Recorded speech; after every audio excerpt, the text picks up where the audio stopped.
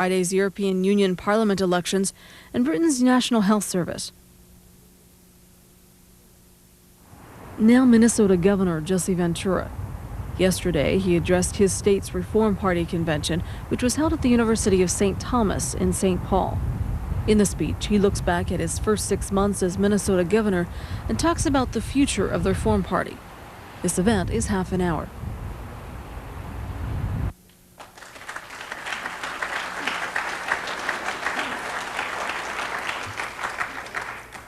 Now I would like to introduce the man who really needs no introduction. He ain't got time to bleed. Our governor, Jesse Ventura.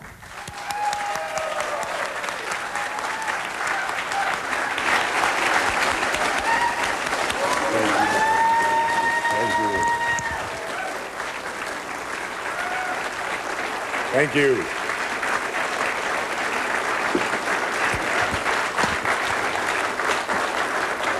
Thank you very much. Thank you. As I look out here, it looks like we're growing, doesn't it? I like that. It was almost, I guess, 1 year ago, wasn't it, that we were at the North Hennepin Community College, my old alma mater of 1 year, where that day we kicked it off really solidly and moved forward with a campaign that I'll always remember. They said we couldn't win. And we certainly did win. And I want to take the opportunity to say naturally that I can't do it without help, as I said that day. You know, it takes a united cause, a united party like the Reform Party, and a growing party to move forward. And we took the big enchilada. And yeah, and we're moving forward all the time. I think, you know, in both of the special elections, and I'm speaking off the top, I've no written statements today, you know, no prepared speech, which is what I enjoy, because I think very strongly when you speak at a Reform Party gathering, it's not a gathering necessarily where you need written speeches and written statements and all of that stuff. I think you can kind of go off the top of your head, and that's what I love about the Reform Party. But you know, we had a couple special elections out there, which I thought we did tremendously well in, because, you know, special elections are not the prime place you can win at. It's a tough place to win, being a third party or a growing party. But I thought that both our candidates did exceptionally well. We got excellent results in those elections. Certainly we didn't win them, but we let them know very strongly we're getting stronger and stronger and stronger, and that's what we need to be doing.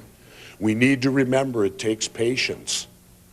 I think all of us, you know, maybe felt when I won that there was this maybe false feeling that somehow now it was going to be a magic carpet ride in. Well, I think in a way these two special elections continued to give us a wake-up call that it's not going to be easy, that it's going to require work from the very grassroots level all the way up to the top to achieve what we want to achieve, and that is give us a three-party, major party system here in the state of Minnesota. But we stand at the brink right now. We stand at the brink. If we get focused in the year 2000, we can become the power brokers of this state. And I say that meaning that it doesn't take a lot of seats. If we can capture a half a dozen, we will be at the brink, because that's how close the two major parties are. And at that point in time, they would have to look to us. And rest assured, after 6 months over there, I'm beginning to learn how the system works. You learn that, you know, the things that I talked about over there are true. They are true. It is a poker game. Everybody here pretty much knows, I think, most people how to play poker. You get a card dealt, then the whole card that you keep down, and no one sees that one, and then you get dealt 4 other ones in order around the table, and gambling takes place as you receive each of these cards. And it very much holds true over there in the legislature. It is a poker game. The problem is we the people are the chips. Chips. And it's interesting to watch it unfold over there, how everyone who gets elected in the two major parties talks about working for the people, working for the constituents, until they get there. Then it's no longer the constituents, then it's party caucuses. And they're working for two-party caucuses playing poker until the very end. And it's remarkable. You know, I had to laugh when a little bit when the session ended, of course, at I think around 11:58 on Monday night, you know, 2 minutes before the bewitching hour, where maybe they all turn into pumpkins. I don't know what happens after that. But they end that session, and then it all, you know, the bills come filtering to me over the course of the next week and a half. And of course, I'm given the opportunity to pull out the veto pen and line item veto. Now, people must remember now on a veto, you cannot veto policy. You cannot veto in a line item veto. I'm speaking line item. You can't veto a policy. You can only veto something that comes with this, money. So they're very good at manipulating and creating bills to keep the line item away from you in that manner, because it's got to have a money attachment to it. But I found it remarkable how everyone, it's a unique situation. Everyone talks about cutting down government. Everyone talks about cutting down taxes. But then when it gets to nitty-gritty time, don't touch my piece of the pie. You know, cut everything else but the one that affects me. And I found it also interesting that getting all these bills at 11:58, when they did finally reach me and I line itemed, that I then got accused of being unfair, that they didn't have a chance to respond to my vetoes. And I sat back and thought, well, get your work done 2 weeks ahead of time. Don't play poker.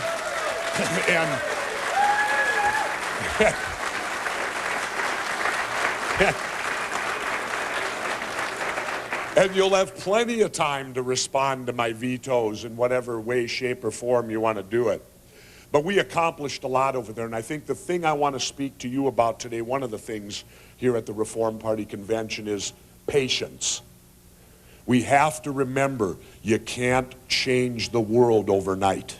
That is a big, huge piece of machinery over there. It's like a gigantic wheel, and I've said this many times. You know, if you're going to stand in front of this wheel, you're going to get run over. What you try to do is get on board that wheel and attempt to make those changes along the way and change the direction of that wheel. And I think we're doing that right now. We're doing it in many ways over there. First off was initially, out of the get-go, they accused me of not being involved, not being connected, not being part of what was going on over there. And, you know, when they make statements like that, it goes out through the press, you know, to the public, and the public, of course, will believe it. You know, they all sit and, oh, what's the new governor doing? He's not involved. Rest assured, ladies and gentlemen, from day one, we were completely involved. It's just my difference in management or leadership style of how I'm involved. I'm involved in a way that probably was different to them this year. At least I hope it was. They had a Reform Party governor. So we want to make sure it's different. But my management style over there is, I believe in selecting commissioners who are experts in their field. And I openly say experts beyond my expertise. In other words, they know more than I do about their particular field. But it is my job to coordinate the whole big picture. But allow them, and my management style is simple. You get good people to do their jobs, put them in positions to do them, and then step aside and allow them to do it. And I think that's what I think that's a lot of what's missing today, is you're getting too much control centered on just one or two minds. It would be like us here being controlled by just 2 or 3 people up here. We're not. I certainly hope we're not. We want input from all minds, and I think it works like that over there, allowing good people to do their jobs. And it was funny because I'm a big fan of an author named Richard Marcinko, The Rogue Warrior. And I picked up his latest book a couple days ago called The Real Team. And he writes these fictional books now about his teammates and team members of when he was a Navy SEAL and all this. And this time he actually brought the live people into this book to explain how they got to be where they were and what it was like working for Commander Marcinko. And I was amazed at how alike Marcinko and I are in our leadership. Dick Marcinko, when he would prepare for a Navy SEAL operation, many times very clandestine, public and all that don't know about what they do, he simply turns to one of his people, tells him what he needs to have done, and it ends right there. That person then takes the initiative and goes out, brings back the results to his captain. And that's Marcinko's brand of leadership, which I found amazingly similar to mine. So maybe it spawns out of both of us having been enlisted men going through Bud's training, and it spawns out of the fact that neither one of us wear underwear. You know, maybe that's the key to it. We're not restricted in our thinking.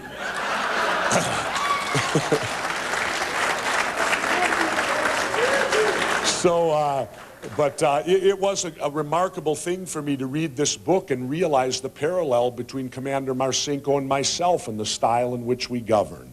And I couldn't be happier over there with the session. I think the big thing we showed through this session was that tripartisan government works. It worked, and it worked well. And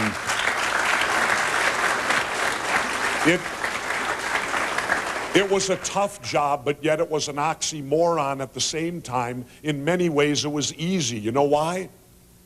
Because we've introduced that new word now, centrist. Centrist, which I think kind of means common sense, and it kind of means sitting in the middle where you're able to take the best ideas from the right, the best ideas from the left, and you kind of sit in the middle. And going back to the whole poker game, that's what made me in a great position to sit and play poker. Because eventually the far right and the far left, when they come to compromise, have to meet where? In the center. So I was able to sit at the table and realize that when it got down to all the cards were there and you know your whole card gets turned over and you play your hand, that eventually they would come back to where we were at. And I think we accomplished a great deal over there. I want to give you a little insight. I believe that for the most part, elected officials from both of these parties and the whole system over there, they come in with good intention. They really do. They are people like you and I who get elected and want to go over there and make a difference and feel that you can. But I think the big problem lies in the system. The big problem lies over there of what we've allowed the system to evolve into being today, where they get gobbled up into these two-party caucuses, this power struggle that goes on over there, where you must get in lockstep. You must get in lockstep in line with your party caucus in which to carry any type of power. And therefore you have to give up your individualism in which to be at all successful. Now, I think that there's a way to solve this problem.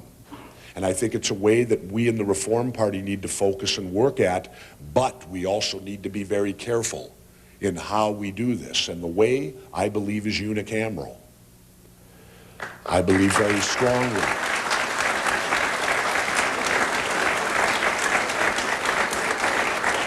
And I've had many people, you know, there's pros and cons to it. I've had people saying, Governor, why do you want unicameral? That could kind of take some of your power away, maybe. Well, maybe it does, maybe it doesn't. But again, there's no perfect setup for unicameral. We have the ability to create it the way we want to create it and to put in the proper checks and balances if we do it right. I believe it's the answer somewhat in the future because of the fact that it will eliminate these conference committees, because that's where the dirty work happens. It will also force much more debate to take place and votes to be taken place out on the open floor, which is it's simple. As an elected official, stand up for what you believe in and vote for how you believe. Rest assured, though, you're not going to please everyone. That's one thing you learn very clearly when you get elected. There is not one decision you will make that will not upset someone. Someone won't like it. By the same token, someone will. It's an easy give and take. But again, though, we have to be careful, and I say this very serious. It's easy to applaud unicameral and to say initially it's a great idea, but how we set it up is going to be extremely important, because we must set it up to ensure that third parties are not omitted. We have to be careful because we want to survive. We, the Reform Party, we, the third-party movement in the state of Minnesota. So we must be very careful as we progress forward that unicameral isn't being used to shut third-party politics out and keep it to just two. And we have to be, and I've got my staff, I sent some of my people down to Nebraska already, and I've been briefed on an initial report on unicameral, but we will continue studying because it's a bold move that will change the shape of Minnesota government forever if it happens.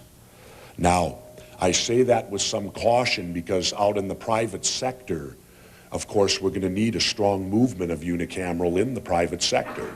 You can't accomplish this just over at the Capitol. It's got to be a, because what does it require? We don't have initiative and referendum here, which, sometimes that's good, sometimes it's bad. It's hard enough to get people out to vote. What are you going to do? Put 20 things on the ballot to make them decide? And not only that, but it works against a representative style of government. You elect people to represent you. But we need to be careful because out in the private sector, the movement is building, but some of the people involved in the movement cause me concern. Well, yeah, there's a few people involved in the unicameral movement that I think we absolutely need to keep our eyes on. One of them used to head the Republican Party, Chris Georgikas. Need I say more? So we must ensure that as this movement of unicameral starts to gain momentum, that it gains momentum with a feeling that is inclusive to all political parties, not just shoving out and getting back down to just two and making us back to a two-party system, because I think we'll all agree we've had enough of the two-party system.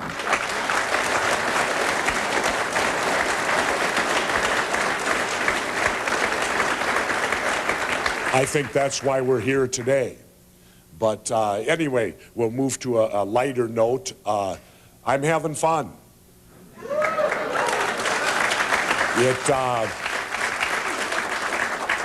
It's a challenge.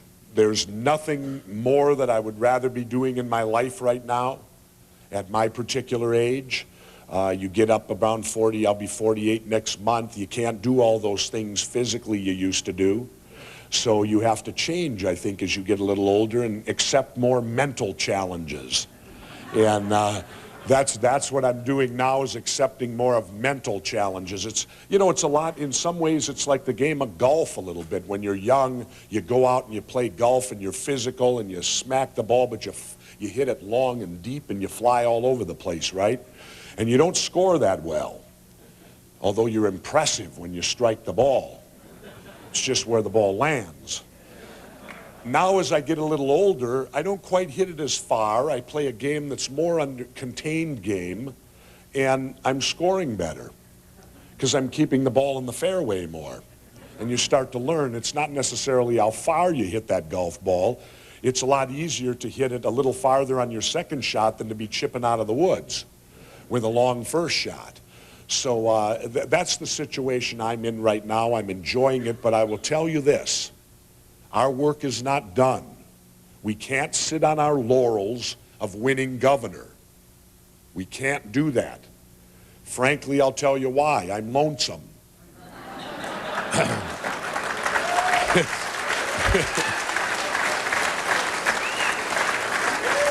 I am now challenging you and waiting for the year 2000 when I can stand at that Capitol steps and greet a number of new Reform Party candidates who will walk in and fill those chambers in the House and the Senate over there. And again, we don't have to change the world in one election.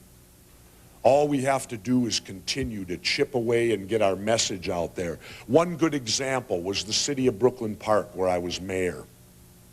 It took us, now you just have a mayor and 6 council people up there. We busted our butts, but it took us 4 elections simply to get a majority.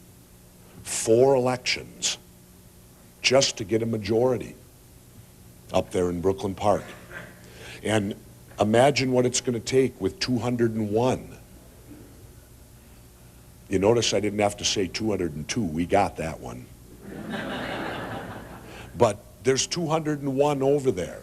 And so my message today is that our work has just begun. It hasn't finished. We've just tapped and scratched the surface of what we need and want to do in this state. We need to mobilize. We need to get out there. We need to take our message to the people. We need to make them understand that we stand for the open government, that we stand for the honesty. The thing that I'm most happy for is the fact that our rules in the Reform Party, we do have a few, but I think they're very common sense rules. And what I love about the Reform Party is that the Reform Party doesn't make you adapt to it, where the other 2 parties do. You have to change who you are to become part of them. What I love about the Reform Party is you can remain an individual. You can remain with ideas of your own.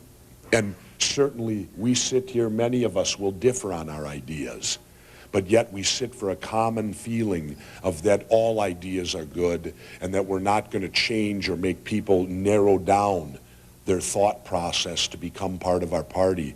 And that's what we need to do out there. And the big key to me, the one solid value that we must keep in this party is the not accepting special interest money.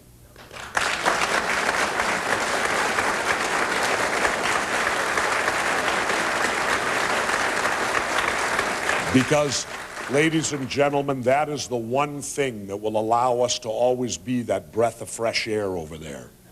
That is the one thing that will allow us to make decisions based upon what we believe in and not because we owe someone. And I can tell you real clear, it's the one thing when we get candidates, and I say that when we get candidates elected over there, it's the one thing they will totally love, is the fact they don't have to waste their time meeting with lobbyists.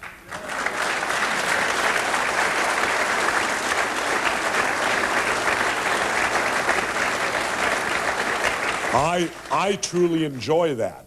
I haven't met with a lobbyist yet.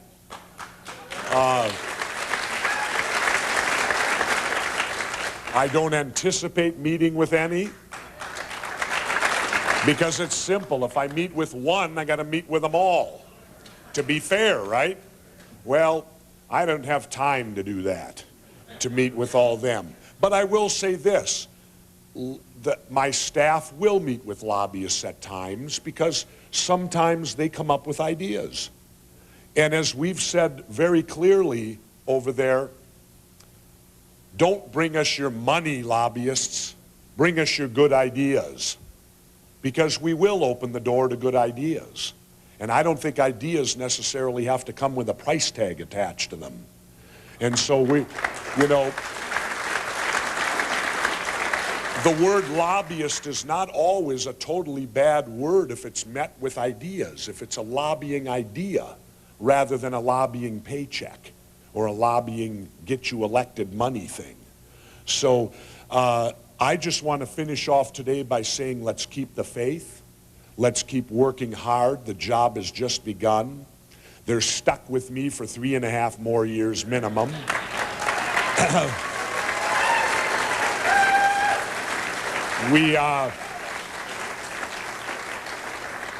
We're seeing a great movement there of many more reform people sitting in positions to make differences. There's reform people on my staff. There's reform people being named to committees that I get to name. And that's what it's going to take. It's going to take you to volunteer. It's much the same as when you name a staff or create whatever. You can't do it without people applying. I can't go out and search for you. You have to come. You have to want to serve. You have to put yourself in a position. And believe me, it's tough. I'll warn you now. It's very hard. It's very difficult. It's a job that you have to undertake and understand what you're going to face. And as you climb higher into it, the obstacles become more. You lose your privacy. Your family can lose its freedom for that period of time. So you have to undertake it knowing that it is not a walk in the park. You'll be put under scrutiny. I'm enjoying it today immensely because we're under scrutiny now. The reporters are here, and today I say hooray to them for coming. Let's give the press a round of applause for covering the Reform Party.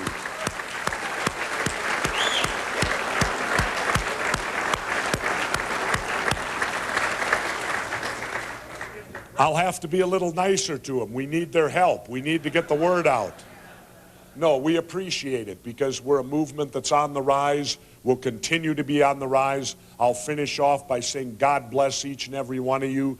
Keep the faith, keep working. We need to focus on the year 2000 because we need some wins in 2000 and we can get them. It's ripe for it. We need good candidates, solid candidates with a lot of support out there from the party. If we get that, we can be victorious. We can keep building. You don't build a building from the top down, even though we kind of did it this way.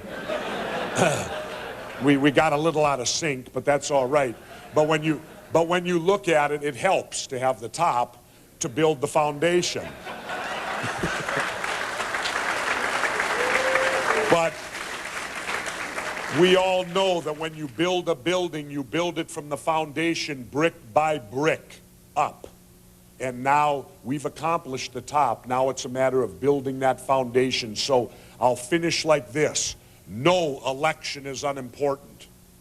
Whether it be city council, whether it be a county commissioner, whether it be a state rep or a state senator, whatever it might be out there, we build a strong party by winning the little victories. Because the small victories, anyone will tell you, in a combat situation, wars are won by the small victories. They're won by the individual battles and skirmishes out there. And that's the way we have to build our party. We have to win the small victories, take each one as the victory that it is, and continue to build that foundation and build the strength of the Minnesota Reform Party, because as far as I'm concerned, we're here to stay. Thank you.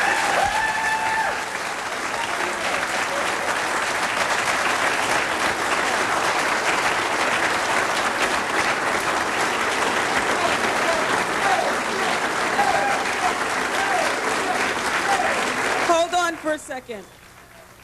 1 second, 1 second.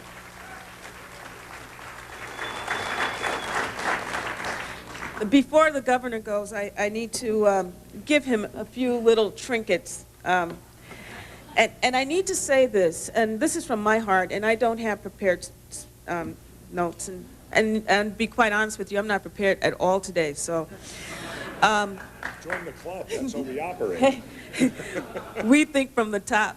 And the governor made a comment just a few minutes ago about we have started from the top and we're building our foundation. Well, actually, maybe Minnesota is building the foundation for the nation, and we are starting from the bottom. And this is our foundation, and we are looking at it. But that's my personal opinion, and I'm hoping yours too. I also need to say that in the 70s, they talked about silent majority. Well, I believe that, and they said that some party out there gave the silent majority recognition. I believe that our governor is giving us and continues to give us a voice. And I think he speaks very strongly for us all, and I really appreciate that, and I want you to know that. I have some gifts.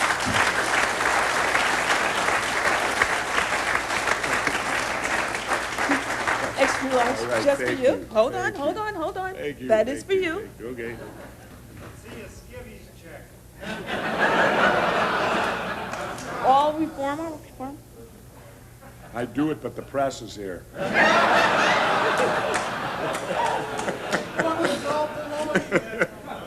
Isn't that a great picture? You know, I should be smiling a little, though, I think. You know, I'm a little too serious there, I think. We in the Reform Party, we work with a smile on our faces, always. And Governor, at those times when you're at home alone with Terry and you're saying to yourself, how in the world did this all begin? Up, the video, how we shocked the world. Well, thank you. You're welcome. You're welcome. I would like to say one more thing, too, if I may. Before I leave today, though, I would also like to say a thank you to Diane Goldman, who, absolutely. You know, yeah. Thanks to Diane. Thank you to all the people in the party that have worked so hard, because rest assured, you know, being a leader of a party is not always the greatest job in the world. I mean, it's a lot of headache, it's a lot of hard work, and, you know, in the Reform Party, you're not going to get some big paycheck for doing it. And so I think we owe Diane a thank you for committing herself from her family, which is what it always takes to do these type of jobs. And, you know, thank you very much, Diane, for a job well done, for keeping this group in line. You know it's a big job, you know, up and down. But again, thank you to Diane Goldman and again, and thank you, Reform Party. We march on.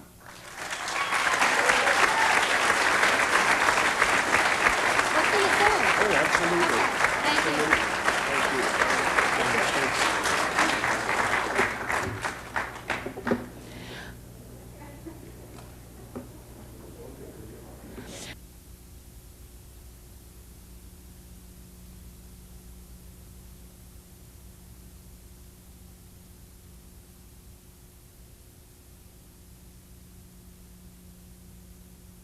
This evening's Road to the White House features Texas Governor